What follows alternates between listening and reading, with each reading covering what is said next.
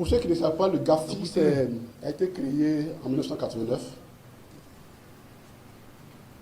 pour essayer de lutter contre l'argent du crime, notamment le terrorisme et la corruption, le blanchiment d'argent sale. Et ils fonctionnent par alerte.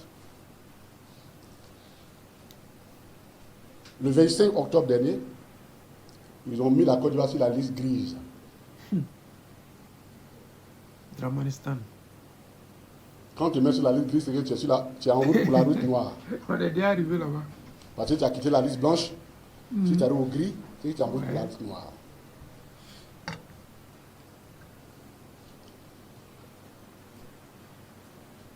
Et quand on te met sur cette liste, ça veut dire que le pays présente des insuffisances institutionnelles, juridictionnelles,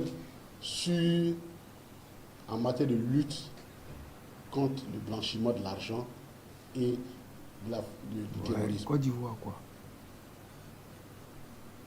On est surpris. Nous, toi, on nous condamne ici pour terrorisme et on dit que ce n'est pas suffisant.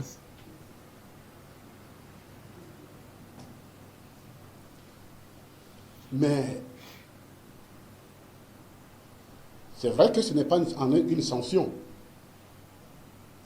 mais c'est une alerte pour dire que notre pays, la gouvernance financière de notre pays n'est pas propre. C'est vrai. N'est pas propre. Et que il y a des risques évidents que dans notre économie, interviennent des flux financiers issus du crime, de la corruption et du terrorisme. Donc, notre pays a rejoint les pays où il y a des problèmes Afghanistan. en matière de lutte contre le terrorisme et le blanchiment de l'argent.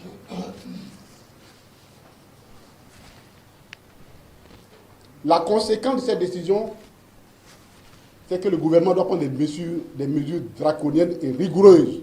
Est-ce qu'il peut le faire? S'il veut quitter cette liste noire, cette liste grise. Le Sénégal y était, le Sénégal est sorti. Donc on peut sortir. Mais à quel prix? Ça suppose que nous devons faire des réformes énormes. Et c'est là où ça devient difficile pour nos entreprises, pour les opérateurs économiques, pour notre économie.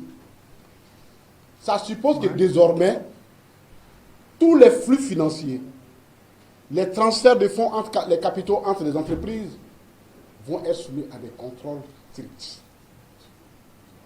Ça risque de complexifier davantage les opérations commerciales entre les entreprises. Pourquoi?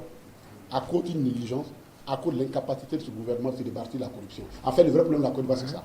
Mais c'est ça le vrai point. Le vrai point, c'est qu'eux-mêmes, ils sont corrompus. Comment quelqu'un qui est corrompu peut combattre la corruption? Comment quelqu'un qui met ses parents à des postes de responsabilité peut combattre la corruption?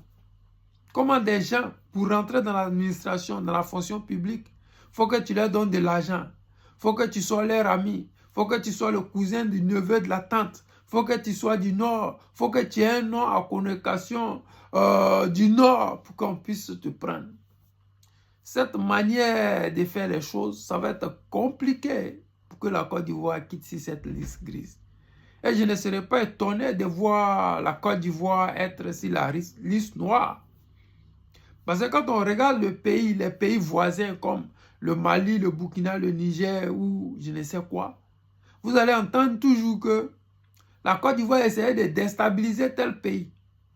La Côte d'Ivoire essayait de déstabiliser tel pays. J'avais fait des vidéos en disant que Alassane Draman Ouattara et ses rebelles finançaient le terrorisme et que c'est eux qui fournissaient le terrorisme. Ça n'a pas duré, ils ont attrapé 49 soldats.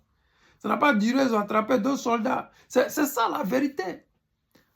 Tout dernièrement au Burkina, près de 5 milliards ont été pris. L'argent venait de la Côte d'Ivoire. Parce que Côte d'Ivoire, là, on parle de l'argent sale. Mais le gouvernement même est à la base de ça. Parce que eux-mêmes là, ils sont des parvenus.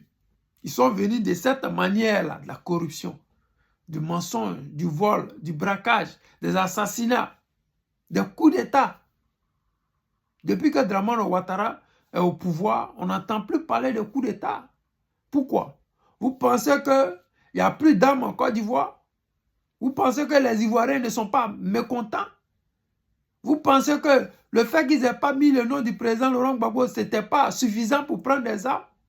Mais c'est parce qu'on n'a pas la culture des coups d'État dans nos veines. Dramane Ouattara, l'étranger qu'il est, pour lui éliminer les Ivoiriens, ce n'était rien du tout. Et vous voyez ce qui se passe aujourd'hui. Il ne gère pas la Côte d'Ivoire comme un père de famille qui gère une nation. Il gère la Côte d'Ivoire comme un clan, comme un chef de gang. Si ta tête déborde un peu, on coupe. Si tu parles un peu à travers, on te jette en prison. Si tu dis des choses qui ne vont pas à l'endroit du chef de gang, on t'élimine ou on te jette en prison. C'est ça la Côte d'Ivoire aujourd'hui. Il n'y a plus d'opposition libre de parler sans se retrouver en prison. Kone Katina, pour ne pas dire Damana Pikas, est accusé de terrorisme. Comment c'est possible? Avec quoi? Tu ne peux pas être du PPACI et puis utiliser les armes. Ça n'a jamais existé, ça ne va jamais exister. Les amis, je ne veux pas être long. C'est toujours votre camarade, le président Lota, pour dire au RHDP, il y a beaucoup à faire, mais nous allons vous enlever et puis nous, on va faire le travail qu'il y a à faire. Parce que vous n'êtes pas à la hauteur. Et les Ivoiriens le savent, nous le savons. Nous, on ne fait que mobiliser et on va le faire. Je vous aime et je vous dis à tout à l'heure. Ciao.